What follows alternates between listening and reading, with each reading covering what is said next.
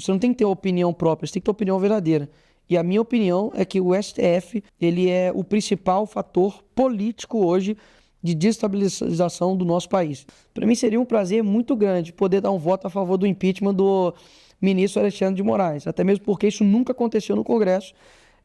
Vejo que ele é o desestabilizador da nossa democracia, juntamente com alguns outros. O ministro Benedito, quando foi colocada a vitória do Lula no TSE, o microfone estava ligado do Alexandre de Moraes. Ele passa e fala assim: missão dada é missão cumprida. Por que até hoje ninguém foi e perguntou para ele aqui o que você quis dizer com isso? Porque talvez, não sei, talvez vai que o ministro Alexandre de Moraes pediu para ele comprar uma batata frita no supermercado antes e ele falou: ó, comprei, tá? Missão dada é missão cumprida. Vai que, eu não sei sobre o que ele estava falando. Bem no dia que o Lula, atestado a vitória do Lula, ele fala: missão dada é missão cumprida. Então, peraí. Isso é um nível, assim, de escárnio com as pessoas, de falar assim: vocês são um bando de otários. Eu vou fazer perguntas e aí você avalia. Você acha normal um ministro do STF dizer que o Lula chegou até a presidência por conta deles? Foi o caso de Gilmar Mendes. Você acha normal um ministro do STF, como por exemplo o Barroso, falar: nós derrotamos o bolsonarismo, ou até mesmo perdeu o Mané? O STF hoje não é mais uma corte jurídica, é uma corte política. Eles literalmente fazem aquilo que o sistema, aquilo que partidos políticos influenciam eles a tomar decisões. E você percebe isso nas decisões próximas de agora. É razoável um presidente da República não poder se candidatar, ficar inelegível, porque ele fez uma reunião com embaixadores. Isso é abuso de poder político. O que o embaixador influenciou alguma coisa agora? O ministro do STF, Alexandre de Moraes, pode, durante as eleições, como ministro do TSE, deixar uma propaganda do PT falando num comercial para milhões de pessoas de que o Bolsonaro era canibal, pedófilo, ia acabar com as férias, ia acabar com o 13º. E, basicamente, o STF é a prova de que o crime compensa no nosso país. Mas como a pessoa se vê, como ela se identifica, o senhor acha que então quer dizer então que como a pessoa se vê se torna realidade. Então eu hoje, agora, eu me sinto o presidente da Câmara. Pronto. Então, e ai de vocês, e ai de quem discordar. Então, assim, se a realidade ela é moldável àquilo que eu sinto, então acabou a realidade. Isso aqui já não é mais um copo d'água, não. Isso aqui é uma Coca-Cola. E outra coisa, se a pessoa se sentir inocente, pessoal, dia 8, dica pra você, chega na frente do ministro Alexandre de Moraes e fala: eu me sinto inocente. Você não pode falar nada ao contrário, porque o que eu sinto se torna motivo até de lei. Não faz sentido, isso é uma premissa muito perigosa. Se um pedófilo se achar certo, como é que nós vamos ficar? Vai ficar uma situação difícil, né? E olha só, deputado Nicolas Ferreira coloca a boca no trombone e olha só, ele faz denúncias gravíssimas sobre o que tem acontecido ali em Brasília. Ele falou sobre o Lula, falou sobre ministros do STF, mandou um recado direto para Moraes, falou sobre as eleições em 2026 e, entre outras coisas, ele tocou em assuntos muito polêmicos. Nós separamos aqui os melhores momentos dessa entrevista do Nicolas Ferreira ali no canal Poder 360 e nós vamos passar aqui para você. Pessoal, preste atenção no que o Nicolas Ferreira tem para falar. Esse que pode ser um futuro presidente do Brasil. Se você gosta desse tipo de conteúdo, dá um like nesse vídeo agora, se inscreva aqui no canal para ver outras matérias como essa que nós vamos trazer aqui. Olha só o Nicolas Ferreira dando um nó ali na cabeça dos jornalistas e falando a verdade para o povo brasileiro. Confira. Eu vou fazer perguntas e aí você avalia. Você acha normal um ministro do STF dizer que o Lula chegou até a presidência por conta deles? Foi o caso de Gilmar Mendes. Você acha normal um ministro do STF fazer uma live com uma pessoa que, enfim, aí sim, é um influenciador inútil, como o Felipe Neto, para falar sobre fake news?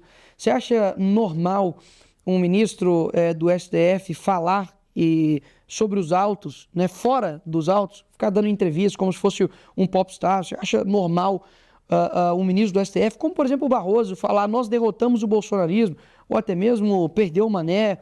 Enfim, eu vejo que a minha avaliação, não é a avaliação do Nicolas, é literalmente o estrado da realidade. Isso aqui é azul, eu tô só falando, atestando o que é. Então não é uma avaliação parcial da minha parte, é exatamente a realidade. O STF hoje não é mais uma corte jurídica, é uma corte política. Eles literalmente fazem aquilo que o sistema, aquilo que partidos políticos influenciam eles a tomar decisões. E você percebe isso nas decisões próximas de agora. É razoável um presidente da República não poder se candidatar a ficar inelegível porque ele fez uma reunião com embaixadores. Isso é abuso de poder político. O que o embaixador influenciou alguma coisa agora? O ministro do STF, Alexandre de Moraes, pode, durante as eleições como ministro do TSE, deixar uma propaganda do PT falando em comercial para milhões de pessoas de que o Bolsonaro era canibal, pedófilo, ia acabar com as férias, ia acabar com o 13º. É normal um ministro do STF, como o ministro Alexandre de Moraes, ele proibir o Bolsonaro de fazer live dentro da casa dele, que era o Palácio da Alvorada. Enfim, enquanto isso, a Dilma, que foi impeachmentada aqui no nosso país por crime de responsabilidade, ela tem seus direitos políticos não cassados e agora é presidente do banco, né? Tá ganhando um dinheirinho lá, ó, gigantesco, e basicamente o STF é a prova de que o crime compensa no nosso país. Deputado, se a idade mínima para se eleger senador ou presidente for alterada no Congresso, né, o senhor defende esse projeto, o senhor pretende se candidatar em 2026 ao Senado ou até mesmo à presidência? Eu pretendo, se a PEC passar, a PEC do deputado Eros Biondini, pretendo me candidatar ao Senado. Eu acredito que há um clamor das pessoas por um Senado mais atuante, principalmente no que diz respeito contra as violações que o STF tem feito, principalmente no âmbito do ministro Alexandre de Moraes, e cito aqui alguns exemplos. Você tem penas desproporcionais sendo aplicadas por um foro que nem deveria ser o foro. Eu tenho foro privilegiado, assim como os outros parlamentares, ou seja, o STF me julga. Mas no caso dessas pessoas, por que é o STF que está julgando essas pessoas? Traficantes estão sendo soltos, pessoas que cometeram crimes horrendos no nosso país não tiveram penas de 17 anos. E cito aqui alguns. José Disseu, que foi mentor do maior... talvez as pessoas mais jovens, eu sou jovem, mas mais jovens ainda, não lembrem do que foi o mensalão. O momento onde o Brasil parou. Compra de votos de articulação política com dinheiro físico, mala dentro da casa das pessoas, uma repercussão não somente nacional, mas internacional, o maior esquema de corrupção da história do nosso país. E quem mentalizou tudo isso foi José Disseu. Foi condenado a 16 anos, depois foi reduzido para 12, está solto, está discursando no Senado. Ou seja, as pessoas precisam, de fato, ter, sabe, alguém, já tem, obviamente, excelentes senadores ali no Senado. Nós temos ali o Magno Malta, uma pessoa que tem uma história gigantesca, tanto na CPI da pedofilia, uma pessoa que sempre batalhou contra isso.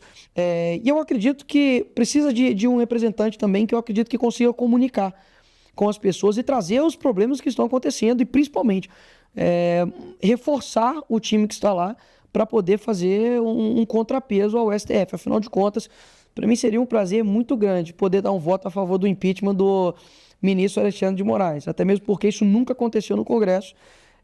Vejo que ele é o desestabilizador da nossa democracia, juntamente com alguns outros, e para mim, se o senhor reservar isso para mim, eu vou cumprir essa missão com muito bom grado. Você pode, obviamente, ter os seus contrapontos, suas discordâncias com o Bolsonaro, mas em comparação com esse atual governo e os outros também passados, como por exemplo a Dilma, é incomparável, né? Tanto na seleção de ministros quanto na questão da economia. Ele literalmente conseguiu deixar, depois de uma crise mundial, né, que foi a pandemia do Covid, deixar o Brasil no verde. No primeiro ano de governo do Lula, ele deixou um rombo de mais de 200 bilhões. A Amazônia, ninguém fala mais nada, ninguém mais faz musiquinha, mas a Amazônia bateu o recorde. Você tem ministros, por exemplo, agora do Lula, que saíram do ministério com denúncia de assédio sexual com outra ministra. A ministra de Direitos, a ministra das Mulheres do Lula não consegue definir o que é mulher. Se você não acredita, vai lá e coloca no YouTube Nicolas, ministra dos Direitos da Mulher, você vai ver. Nós temos uma ministra da Saúde que está faltando insulina pela primeira vez nos postos do nosso país. Um ministro do Meio Ambiente que, mais uma vez, está batendo os recordes de queimada na Amazônia. Ou seja, as escolhas do ministro são incomparáveis. Você tinha Damares, você tinha o próprio Tarcísio, você tinha o Paulo Guedes, que saudade. Então, o Bolsonaro falava palavrão, poxa, você vai casar com ele? Mas o Bolsonaro é grosso, você não vai casar com ele. Nem queria, e nem está escolhendo um padre, você quer um presidente. E muitas vezes o presidente tem que tomar decisões impopulares, ele tem que tomar decisões que ninguém mais tomaria. E é por isso que ele é o presidente da República. É isso que, de fato, que um líder faz. Então, sim, eu acho que ele é o mais competitivo, eu acredito que ele é o nome mais forte, E pode ter certeza que se ele for o candidato, como eu acredito que será, né? Eu serei um dos maiores cabos eleitorais dele, não por conta de minha relevância, mas por conta que eu sei que o que está em jogo no nosso país, pode ter certeza que eu não vou medir esforço para poder ajudá-lo. Sim, a gente fica muitas vezes numa insegurança. Óbvio, existem outros nomes que não são, obviamente, do tamanho do Bolsonaro, mas o Tarcísio é governador de São Paulo, né? Totalmente ligado ao Bolsonaro. Acredito que, enfim, se nada dos planos que a gente quer acontecer, eu acho que o Tarcísio seria o candidato ou a oposição mais forte ao Lula. Depois disso, houve-se uma guerra de narrativas, mas por parte deles, porque não se ganha narrativa com uma outra mentira, né? Na verdade, o que combate a mentira é a verdade. É por isso que eu acredito que o meu vídeo fez tanto sucesso. Afinal de contas, demonstrou uma insatisfação generalizada das pessoas com um Estado grande que gasta de forma irresponsável o dinheiro das pessoas e as pessoas não sentem a retribuição disso. Porque no vídeo eu não falo somente do Pix. Eu falo a respeito dos gastos da Janja, falo a respeito dos próprios ministros do STF, os gastos que o Lula tem com suas viagens, as promessas que foram feitas e não cumpridas. Então, quem compartilhou o vídeo não foi somente pelo Pix, foi uma insatisfação que já estava sendo alimentada no coração das pessoas. E a comunicação, acredito que deu certo, e o governo recuou, e é uma prova disso. Fico muito feliz de ter ajudado milhões de brasileiros, mesmo não gostando de mim, não precisa gostar de mim, mesmo sendo de direita, de esquerda, de centro. Foi algo que beneficiou todos, principalmente os informais e as pessoas mais pobres. Vocês estão me acusando aí que Elon Musk, Trump, né, o marqueteiro aí do PL me ajudou. Se você conseguir provar isso, eu te dou 1 milhão no Pix. Hoje a internet mostra o quanto que a Janja está gastando do seu dinheiro. Foi 85 milhões aí, se eu não me engano, no total. Foi quase 40 milhões só no Janja Palusa. Então o problema não é a rede social, é que eles têm menos seguidores que nós. O Lula, o presidente da República, tem menos seguidores que eu. Na totalidade, então, dá mais. No Instagram, eu acho que foi 5 milhões a mais agora que eu tenho dele. Isso atrapalha, obviamente, todos os planos de quem quer fazer corrupção, de quem quer fazer o Brasil ficar com um Estado grande, preguiçoso, que gasta muito e não preocupa com as pessoas. Porque, no fim das contas, o que eu menos escuto aqui em Brasília é Brasil. Então, assim, o defeito do parlamento são pessoas utilizando a rede social que todo mundo usa. Horas. Isso aí, pra mim, é a conversa de quem tá com uma saudadezinha do governo corrupto aí dos anos passados. Mas como a pessoa se vê, como ela se identifica, o senhor acha? Então quer dizer então que como a pessoa se vê se torna realidade. Então eu hoje, agora, eu me sinto o presidente da Câmara. Pronto. Então, e ai de vocês, e ai de quem discordar. Então, assim, se a realidade ela é moldável àquilo que eu sinto, então acabou a realidade. Isso aqui já não é mais um copo d'água, não. Isso aqui é uma Coca-Cola. Então, pra que existe coisas concretas no mundo? Pra que quando você vai colocar lá numa prova lá, gênero feminino ou masculino, pra que não coloca nada, ué? Chega lá na hora e você sente o que quiser, porque tem gêneros também que são fluidos. Um dia a pessoa sente uma coisa, outro dia ela sente outra. E outra coisa, se a pessoa se sentir inocente, pessoal, dia 8, dica pra você, chega na frente do ministro Alexandre de Moraes e fala, eu me sinto inocente. Você não pode falar nada ao contrário, porque o que eu sinto se torna motivo até de lei. Não faz sentido, isso é uma premissa muito perigosa. Se um pedófilo se achar certo, como é que nós vamos ficar? Vai ficar uma situação difícil, né? Ou seja, não dá para mudar a realidade ao seu bem e prazer. A realidade é aquilo que está em si mesmo.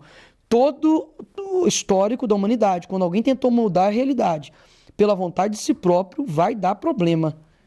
O primeiro foi o diabo, que se sentiu algo que ele não era. E o resto é história. Eu confesso, eu fico indignado quando se trata a respeito disso, porque aqui em Brasília, quando você está aqui, você vê que não falta recurso. Não falta recurso. Sabe, tem dinheiro para tudo. Tem dinheiro para a Lei Rouanet, 16 bilhões. Estou falando de bi. Com 16 bilhões dá para reconstruir quantas escolas, hein? Dá para poder ajudar quantos hospitais? Então, quando as pessoas começarem a cair na real, falar assim, poxa, por que eu tenho que... Muitos fazem isso, né?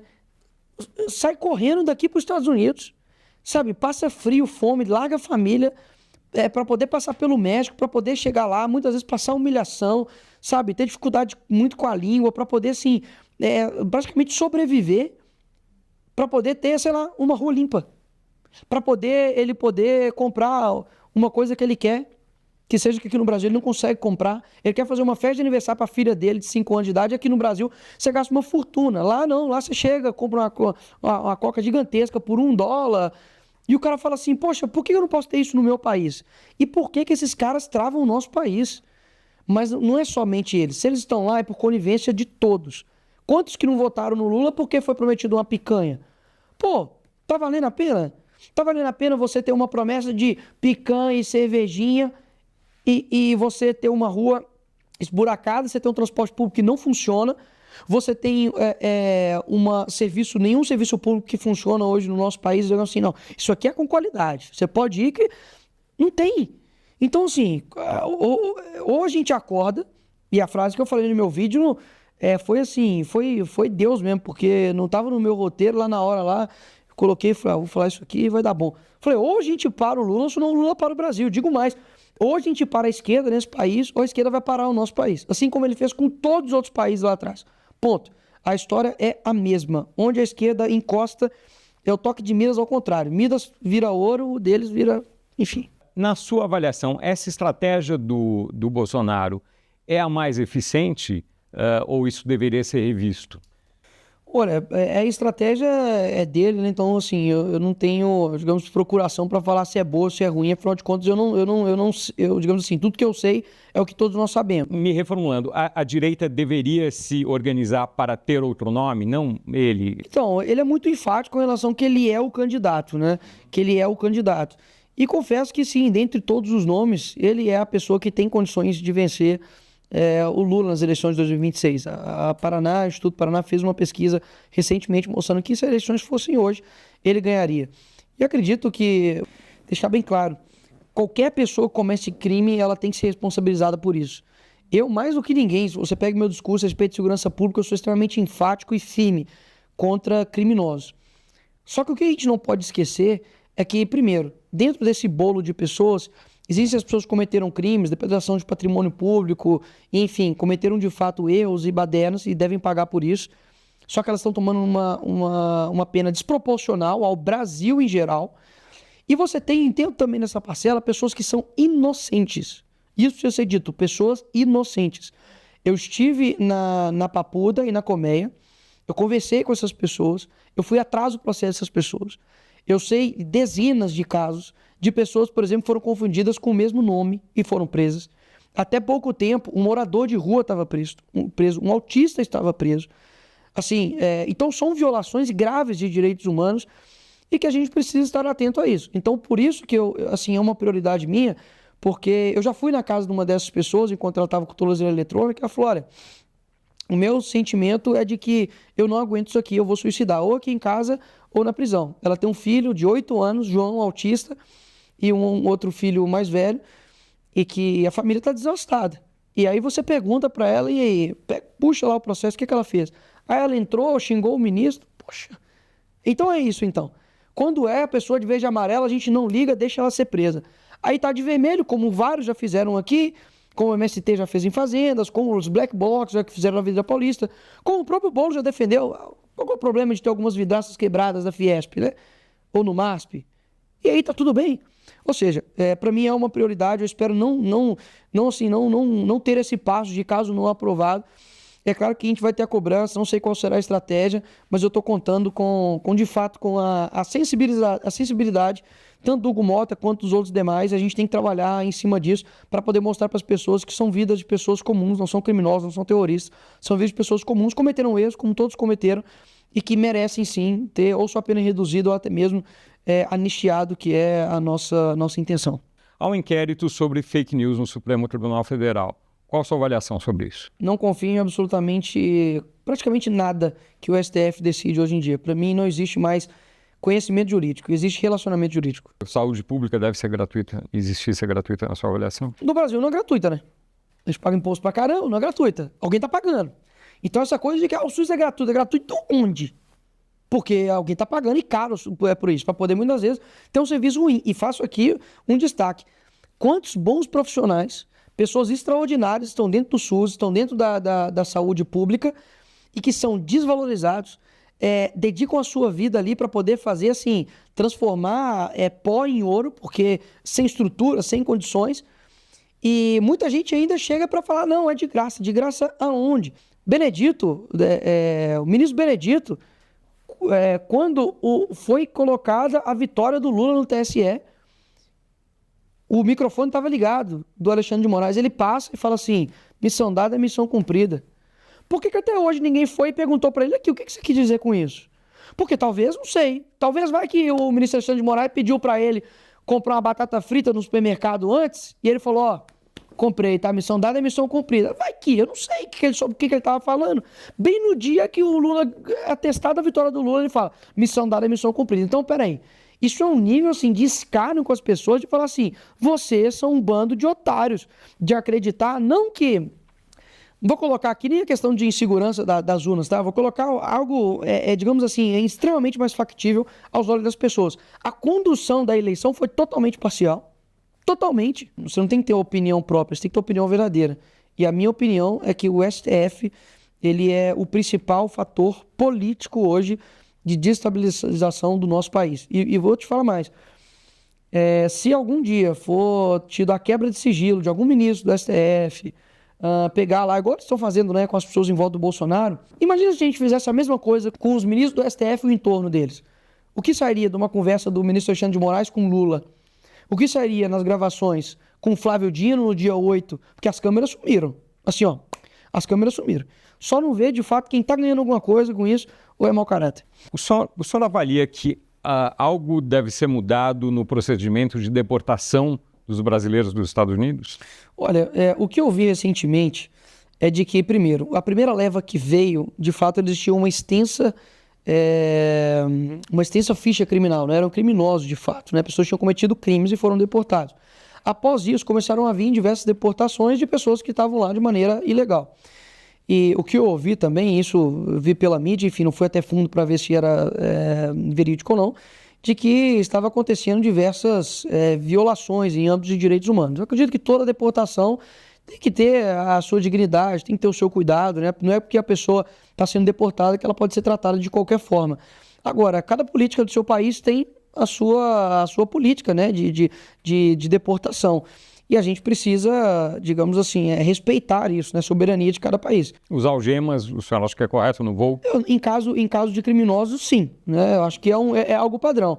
Em caso de pessoas que só estão de formas ilegais, eu acho que não. Acho que é uma medida, digamos assim, desproporcional para algo que simplesmente a pessoa só está voltando literalmente para casa, está pegando um transporte. Agora, um ponto curioso a respeito disso é que eu não vejo política de deportação de Cuba. Né, pessoas querendo entrar em Cuba e aí, foi pego aqui, vai devolver você. Eu não vejo isso acontecendo de países que são governados pela esquerda, né? Nicarágua, Venezuela. Isso é um ponto interessante. Por que com os Estados Unidos, né? E eu faço esse estresse de reflexão porque as pessoas precisam parar para pensar. Por que tantos brasileiros saem daqui para poder tentar uma vida nos Estados Unidos que muitas das vezes muitos estão falando, né, sobre a escala 6x1, mas muitos saem daqui para ir fazer uma escala 7x7 lá. Mas por que ainda topam fazer isso? O que será que o nosso país precisa mudar para que a gente não viva em outro país, mas viva num país diferente, né? Então isso é um ponto interessante, para as pessoas começarem a perceber e falar, opa, não vamos mudar a atenção só isso aqui não, porque, peraí, olha o que aconteceu, por exemplo, na Califórnia e no Texas. Na Califórnia, um estado governado pela esquerda, destruindo aquele local, estavam todos indo para o Texas. O governador do Texas falou, opa, aqui não. E mandou um caminhão de gente de volta para lá. Então, assim, lá você tem, né, essa, digamos assim, uma soberania maior dos estados para fazer isso. Aqui no Brasil, infelizmente, é tudo muito centralizado no Planalto, muito centralizado aqui em Brasília, e acaba que a gente não consegue tomar essas decisões. Então, sim, para mim as deportações têm que ter dignidade, para mim elas têm que ter o respeito, não tem que ter violações de direitos humanos, e gostaria muito, né, que a imprensa, digo de modo geral, estivesse atento também às violações que estão acontecendo aqui, também no nosso país. Pois é, nós sempre trazemos aqui vídeos do Nicolas Ferreira, porque ele é uma das pessoas que fala realmente com o coração, fala a verdade e não tem rabo preso. É um dos deputados que não usa o fundão eleitoral, por exemplo, não precisa bater continência para ninguém. Por quê? Porque ele tem realmente um público enorme, gigante, que o segue e foi eleito com mais de 1 milhão de votos ali por Minas Gerais para deputado estadual e tem tudo para futuramente ser um senador da República e até mesmo presidente do Brasil. Tudo depende somente dele continuar nesse caminho. E aí eu gostei muito dele falar sobre os ministros do STF e a real posição que eles estão hoje como influencers, como ativistas políticos e perdendo ali a sua característica de juízes da Suprema Corte. O Nicolas Ferreira, pessoal, pode escrever, dentro de pouco tempo ele vai estar aí tomando o rumo da presidência desse país. Isso já é fato. Até a esquerda já sabe disso, que isso é só uma questão de tempo para acontecer. Tá de parabéns o Nicolas Ferreira, que continue assim. Aliás, Minas Gerais também está muito bem representado. Temos também o senador Cleitinho. Senador Cleitinho também que bate para todo lado e ele também não tem rabo preso, é outro que não usa fundão eleitoral também e que está do lado do povo brasileiro. Senador Cleitinho que pode ser eleito como próximo governador de Minas Gerais, por quê? Ali, pessoal, em Minas Gerais, para governador para 2026, não tem concorrência que bata no senador Cleitinho Azevedo. Sabe por quê? Ele vai concorrer com Rodrigo Pacheco, pode concorrer talvez com Calil, ali que foi prefeito de Belo Horizonte. Ou seja, ali está no papo, né? Porque não é possível que o povo mineiro vai escolher o Calil, que foi um prefeito ali que não fez praticamente nada pela prefeitura de Belo Horizonte, foi eleito, na verdade, por torcedores do time Clube Atlético Mineiro, né? Ele não foi eleito pela massa, pela população mineira ali de Belo Horizonte, né? E aí o Rodrigo Pacheco é outro que, pelo amor de Deus, fez o povo brasileiro passar muita raiva ali como presidente do Senado. Aí o Cleitinho vai cair no colo dele, certamente, a governança ali de Minas Gerais, né? E o Nicolas Ferreira, se tiver a oportunidade, se essa proposta ali passar no Congresso Nacional para reduzir a idade para 30 anos para senador, ele vai poder se candidatar e vai ganhar para senador. Com certeza deve ter milhões de votos para o Senado. O Cleitinho, pessoal, quando ele foi eleito por Minas Gerais para Senado, ele recebeu mais de 4,5 milhões de votos. O Nicolas Ferreira deve bater esse número aí, com certeza vai ser o senador mais votado da história desse país, se a justiça deixar, né, pessoal? Sempre a gente esbarra na justiça, a gente anda e esbarra na justiça. Por isso que é importante você se inscrever aqui nesse canal, pessoal. Se inscreve aqui agora, aqui, ó, tá a oportunidade, totalmente gratuito. Sabe para quê? Para você ficar bem informado. Uma pessoa, um povo, uma nação bem informada não é escravizada. Não adianta, pessoal. Se você não ficar até sua mente esclarecida com matérias como essa aqui que nós estamos trazendo, você vai ser dominado e vai ser enganado. Mas para isso não acontecer, se inscreve aqui no canal, pessoal. E também pega o link desse vídeo, manda no grupo do WhatsApp, no grupo da família, para você ajudar outras pessoas e vai estar ajudando o seu país, tá bom? Vamos continuar firme e até a próxima.